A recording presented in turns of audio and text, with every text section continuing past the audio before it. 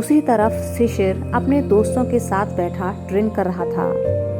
अश्विन, तू तो आज वामिका के साथ डिनर पर गया था ना, तो फिर यहाँ कैसे आ गया उसे छोड़कर? शिशिर, तू तो बात ही मत कर। तुम लोगों ने आज ड्रिंक्स का प्लान बनाया था और मुझे ही नहीं बताया। वह तो ऐन मौके पर मुझे लोकेश का फोन आ गया कि वो लोग यहाँ पार्टी कर रहे हैं और मैं यहाँ क्यों नहीं आया हूँ। अश्विन ने लोकेश की तरफ देखा तो लोकेश ने सफाई दी, यार मुझे क्या पता था कि यह अपनी मंगेतर के साथ डिनर पर गया है। अश्विन वापस से शिशिर की तरफ देखा, यार हमारे साथ तो ड्रिंक्स का प्रोग्राम लगभग रोज ही बनता है, लेकिन कम से कम आज के दिन वामिका के साथ आराम से बैठकर बातें करता, थोड़ा समय गुजारता।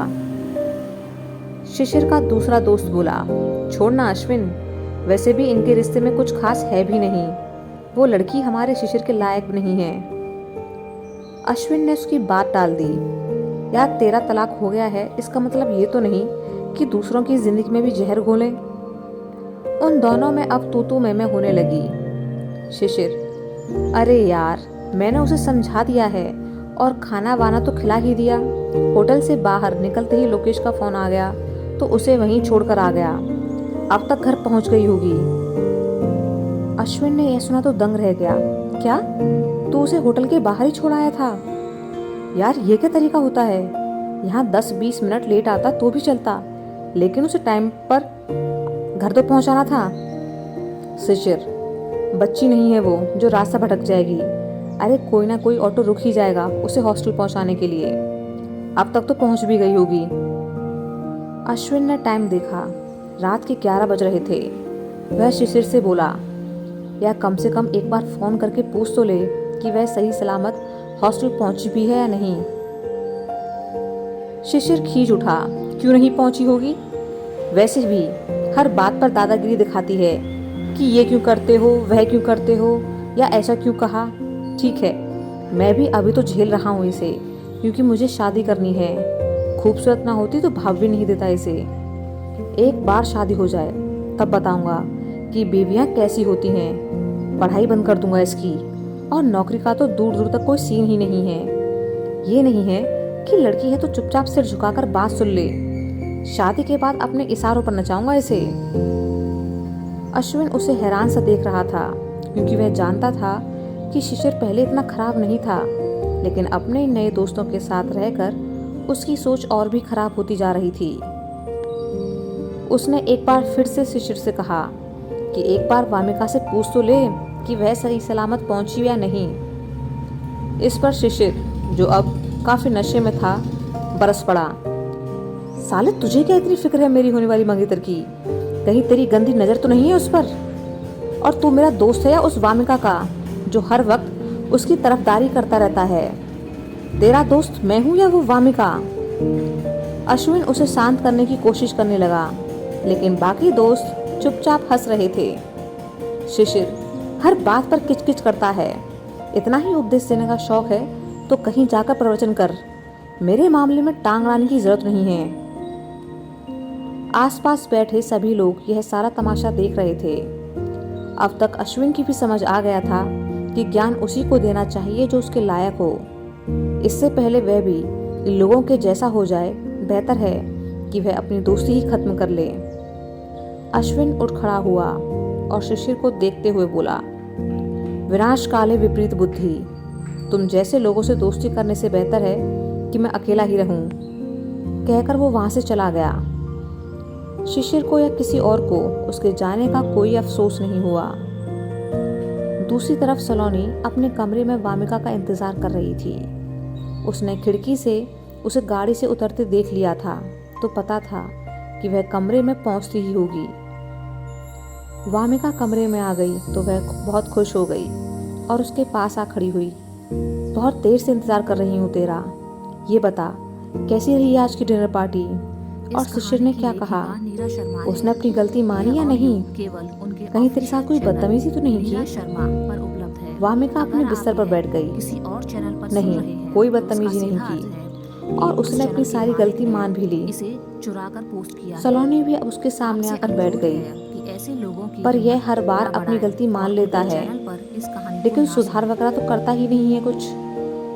वामिका, यही इसकी फितरत है। सच कहूँ तो मुझे इससे कोई खास उम्मीद है भी नहीं। सलोनी, हाँ वो तो है, पर यह गाड़ी किसकी थी जिसमें तू गई थी? वह तो नहीं थी। वामिका, यह शिवाय की गाड़ी थी। शिवाय का नाम सुनकर सलोनी दंग रह गई। क्या? लेकिन शिवाय वहां क्या कर रहा था? तू तो शिशिर के साथ गई थी ना?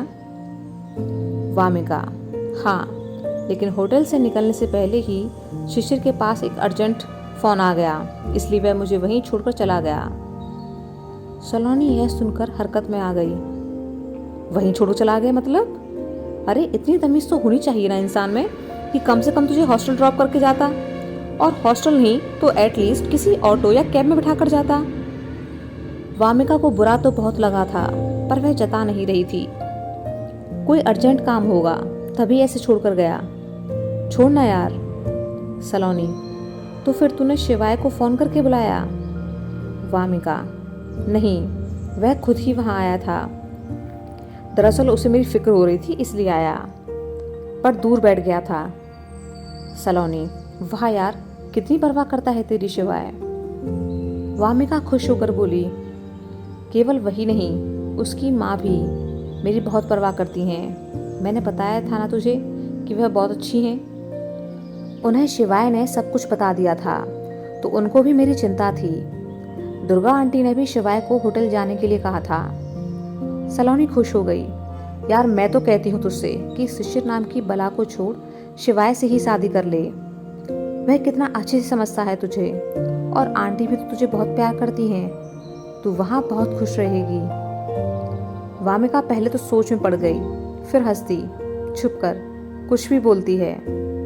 सलोनी, मैं कुछ गलत तो नहीं बोल रही? एक बार ठंडे दिमाग से सोच कर देखना। वह तेरा बचपन का दोस्त है और तुझे कितना समझता भी है।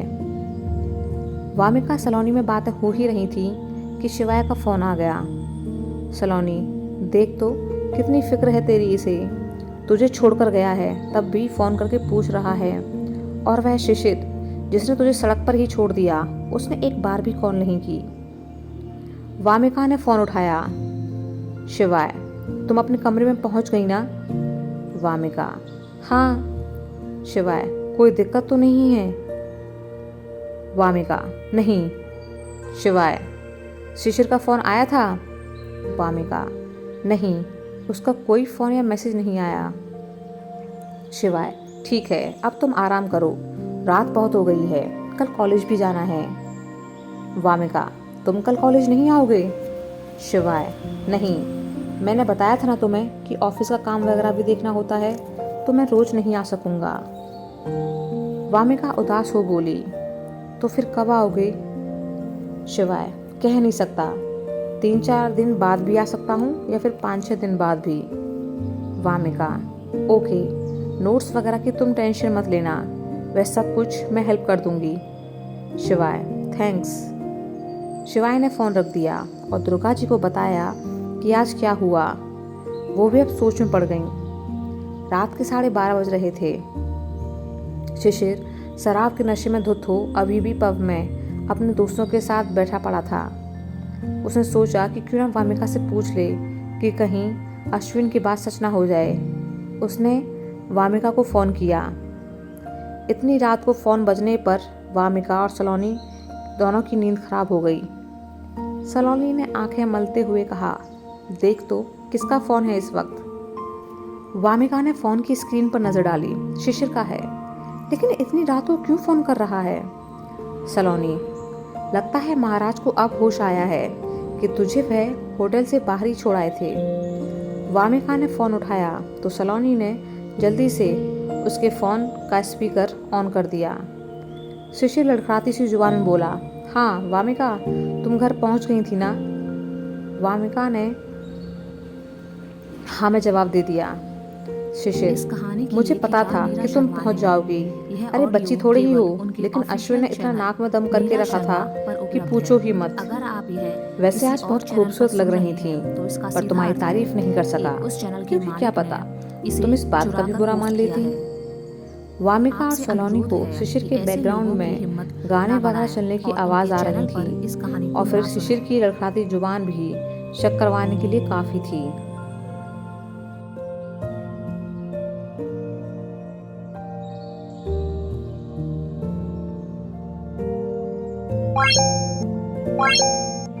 Bye.